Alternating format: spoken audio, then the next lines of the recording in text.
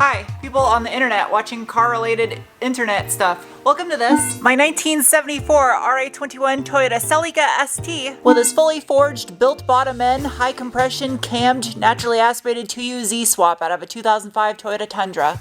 If you're new here and you'd like to get caught up on this project, up above my head is a plethora of videos to where this is now. The car started out as a one owner, it's kind of neat. Here they are.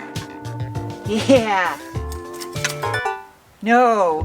I'm so sad. The original speaker got smashed inside the box. Speaker survived 50 years and then I ruined it. I'm an idiot. Ooh, this might work.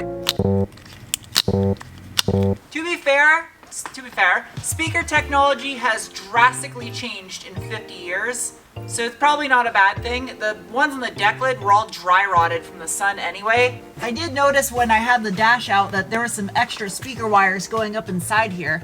The dash speaker in this car is the original one. It was never upgraded when the original owner upgraded the speakers. I can see why he never upgraded this speaker. This is a nightmare to get to. And on top of that, it doesn't even look like this was plugged into the aftermarket head unit in this car to begin with. I don't even know if I can get it out. I gotta get the camera out of here, sorry. Country, get it out. Not that way, I can't. There you go. 10 Vox. Japan. It appears to be in fairly good condition still. I will do the original owner proud and make sure this stereo is very capable of blasting Zeppelin in Deep Purple. 6.5 by 4.25. Interesting size, alright. Now that I just spent over $800 on 5 speakers, these right here I special ordered and I hope they work. This is a flexible rubber mount. Ooh, this might just work out exactly how I need it to. If this works, it's literally gonna be pure luck or just math. Math is generally the correct answer, not luck. Okay. Trust the math. Trust the math.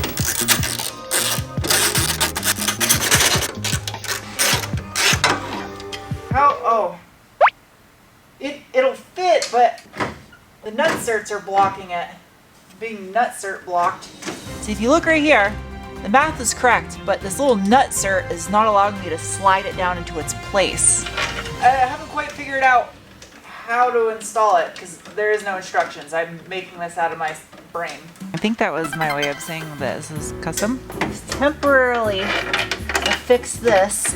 These mounts allow for a lot of adjustability in this thing's position. The radiator cap will clear. That is insane. It barely clears. Ow! Those are my shins! That's why I can't have nice legs. I knew these would come in handy for something eventually. Does this fit? Yep, that fits. Yeah, that fits a radiator cap. So, by doing this, it'll allow me to cleanly bolt on the fan shroud so it looks like it came from the factory. I want this to look as clean as possible, and it's gonna be hard with the engine in. I had to steal an air hose from next door so it barely reaches over here. See if I can do this super clean. Perfect.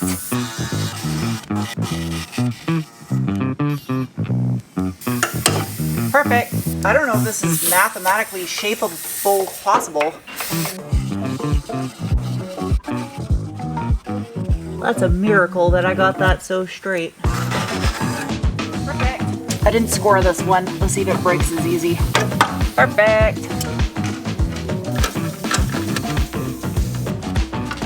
Line it up. Yep. I think these bolts are too long. Yeah, these bolts are way too long, but literally gonna drive me insane if I don't just mock it up with genuine Toyota bolts. There we go. That's sweet. Yeah, that's what's up. The factory grill will still bolt into its location as it should. Everything will fit. So what I just accomplished was bolted a radiator designed for this car, but on the opposite side of its mounting locations to give me an extra 3 or 4 inches of clearance for cooling fans. And on top of that, it's mounted on flexible mounts too, like it should be. And to add the icing on the cake, there are still mounting locations for the fan shroud. Now with that accomplished, I can trace the harmonic balancer on the cardboard and I will know where my clearance is the tightest Yeah, I could even elongate those holes and make it adjust up and down. So this part's gonna suck. So here's a bit of information that was missing for you guys that I have yet to share in a video. The radiator in this car is about 19¼ inches or 490 millimeter by 13 inches or 330 millimeter. And because I don't want to hack this car up into a hideous mess and I still want to be able to bolt the headlights and the grille to its factory locations, you can't put any larger of a radiator in this car. This is it. The headlights come to right here. So again, without hacking, smashing, cutting, and welding and making a mess of things, I have 22 inches width-wise maximum for fans. And up and down is not going to change because I run into my balancer or the hood. I could overhang about an inch or about 15 mil either side if I have to. Ideally, I don't want to. This right here is a grit guard from my wash bucket, and conveniently, it is just over 10 inches in diameter, or about 260 millimeter. What?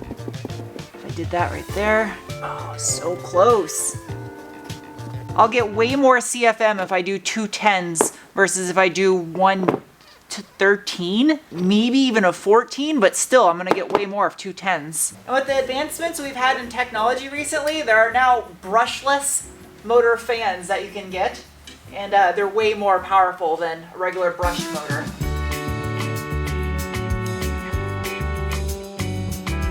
Hi, welcome to tomorrow.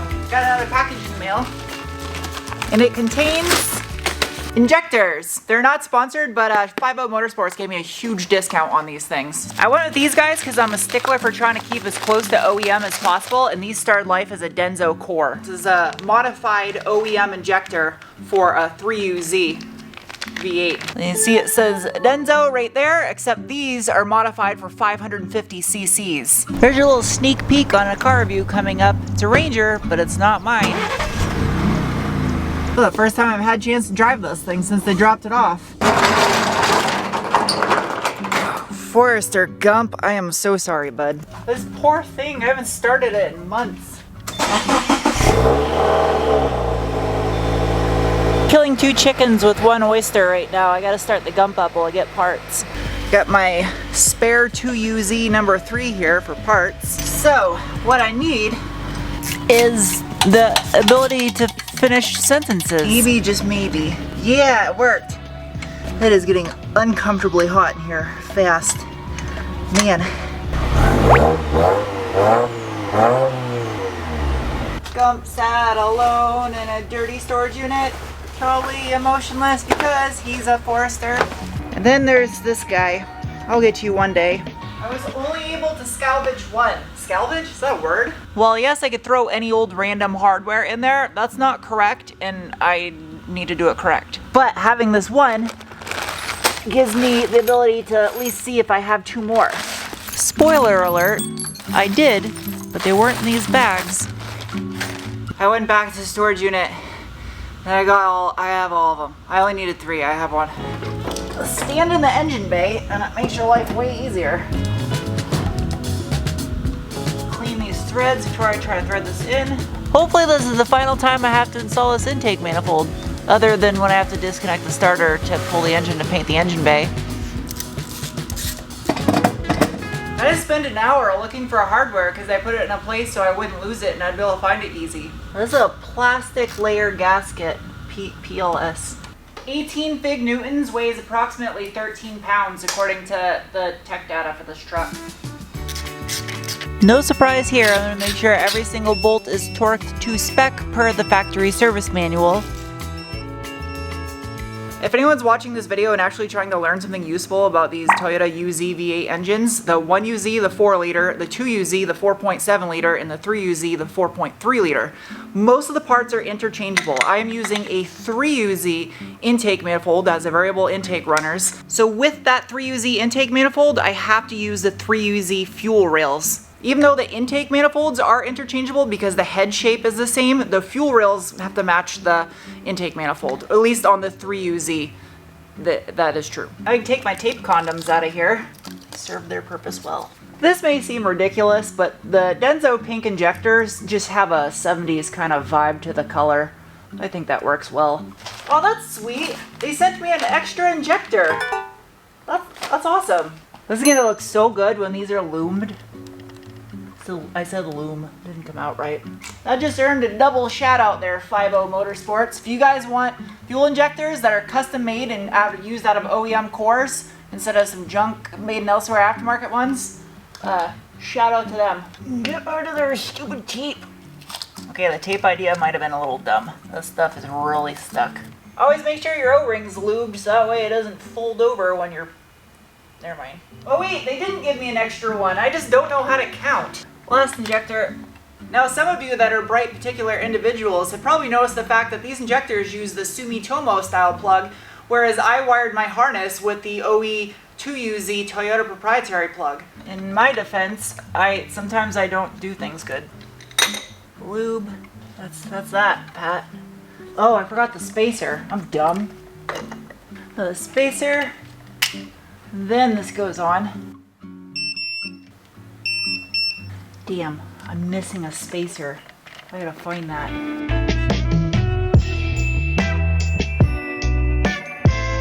Hello, welcome to the next day. We got packages. Inside these packages are, they're inside, that's funny. I kind of went all out and spoiled the car with some really high-end speakers. These are not sponsored. I chose these because I did research. Since these Morels are paper cone speakers, I felt it would be kind of period correct to stick with something of similar technology but more modern. And I have these in my Bronco too, and I really like them, so that's why I decided to buy these. Oh, I like that. The logo is like this brushed copper finish with the little brushed silver. Now, this janky mess, just gotta kind of work with it. It's what was already there.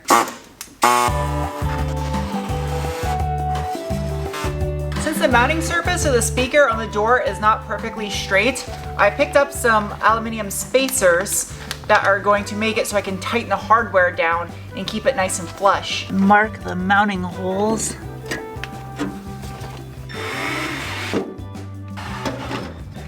This is like fishing with Twizzlers. This is not easy.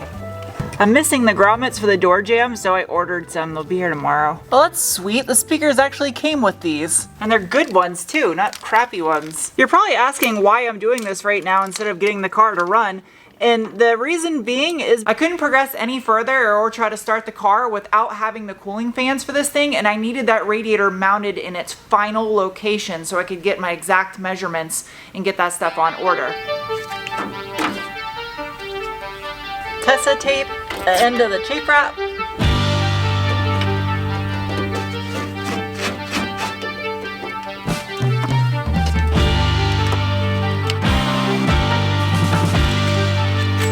And window test. Does it hit? Nope. Perfect. Considering how sloppy the hole was on this thing, it's a lot better than it was, and it's definitely not going to leak any air around there. There's tons of foam. Rather than stuffing plastic into the hole and having it potentially rattle around, I'm doing a much bigger sheet around the back side of the speaker opening. I also needed to get the fuel rails mounted in this video because I have to make all my fuel lines from scratch, so I needed those in their end location so I could know exactly where I was going to route my lines. I thought I was going to make music with that one.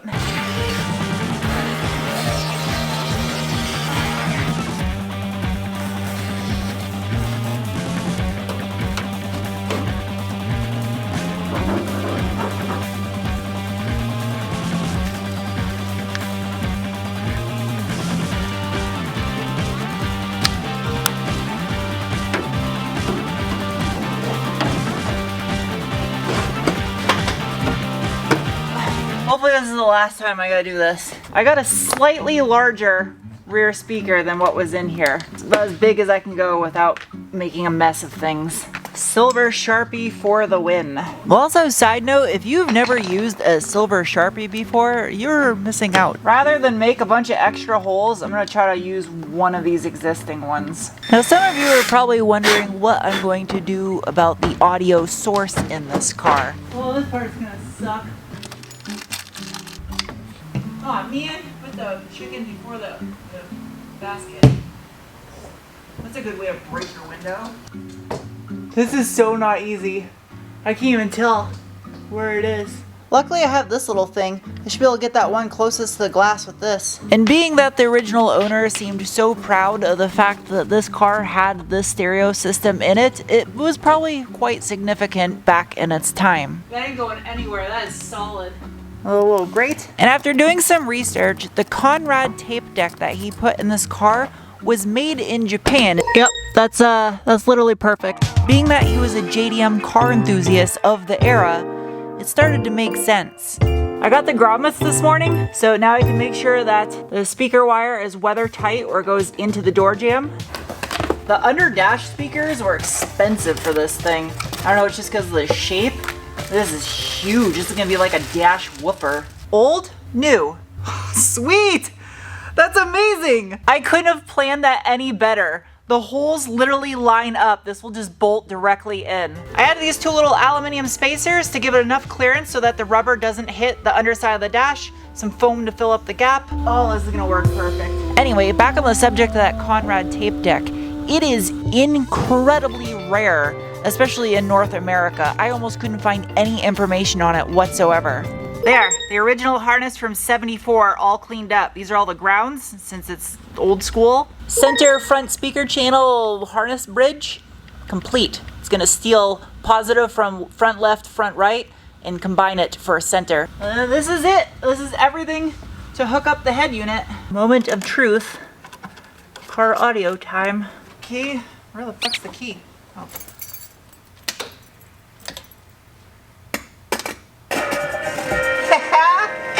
Oh man, it sounds fucking awesome. That sounds really good.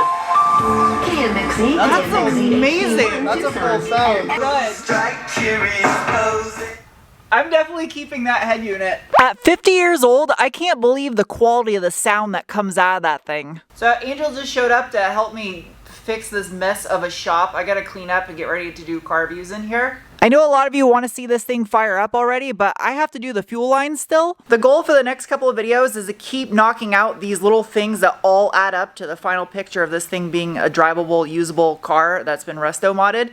And a lot of the stuff is the stuff you never saw in TV shows, and a lot of YouTube channels don't show this also because it's difficult to make it interesting. I like doing this stuff first though, because once this thing is actually running and it's drivable, I don't want to have to keep doing a bunch of other stuff. I want it to be almost done at that point. I don't know if I'm gonna be able to have back-to-back Celica videos for you guys because I'm doing a lot of work in each video, so I may have a car review up for you guys next. That's just so I can get this work knocked out because it's so time consuming. So thank you guys for watching, and I'll see you soon with another video.